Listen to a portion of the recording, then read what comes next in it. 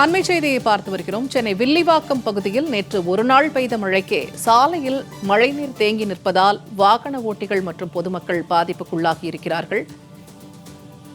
மழைநீர் தேங்கியிருக்கும் அந்த காட்சிகளை தற்போது நாம் அண்மை செய்தியாக பார்த்து வருகிறோம்.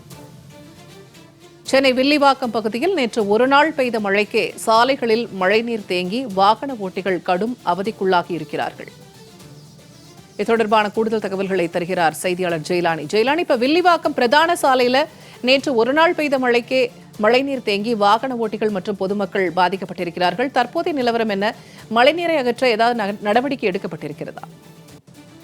பூர்ணிமா, சென்னையில் நேற்று இரவு பரவலாக மழை என்பது கொட்டி தீர்த்தது. குறிப்பாக சென்னையில் இருக்கக்கூடிய முக்கிய பகுதிகளாக பார்க்கக்கூடிய வில்லிவாக்கம், பெரம்பூர் உள்ளிட்ட பகுதிகளில் பரவலாக மழை என்பது கொட்டி தீர்த்தது. இந்த நிலையில் கனமழைக்கான எச்சரிக்கை எதுவும் சென்னைக்கு கொடுக்கப்படாத நிலையில் நேற்று இரவு பெய்த மழையின் சிறிய மழைக்கு தற்போது சென்னையின் முக்கிய சாலைகள் முழுவதுமாகவே மழைநீர் என்பது குழப்பொன்று தேங்கி இருக்கக்கூடிய காட்சிகள் என்பது தற்போது பொதுமக்களிடையே கடும் சிரமத்தை ஏற்படுத்தியிருக்கிறது.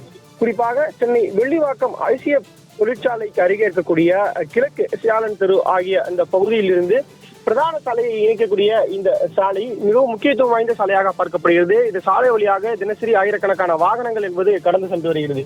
இந்த நிலையில் இந்த சாலையில் தற்போது நாம் பார்க்கக்கூடிய காட்சி என்பது முழுவதுமாகவே மழைநீர் என்பது தேங்கி இருப்பதால் வாகனங்கள் அந்த சாலை வழியாக இயக்க முடியாத சூழல் என்பது நிலை வருகிறது. இதனால் அந்த மழையில் வாகனங்கள் இயக்கும் போது வாகனங்களும் பழுது ஏற்படுவதாகவும், சிறிய மழைக்கே இந்த நிலை ஏற்பட்டால் ஆகஸ்ட் மாதத்தில் இருந்து வடகிழக்கு பருவமழை தொடங்குவதற்கான வாய்ப்புகள் இருப்பதாக வானிலை ஆய்வு மையம் தகவல் தெரிவித்து வருகிறது.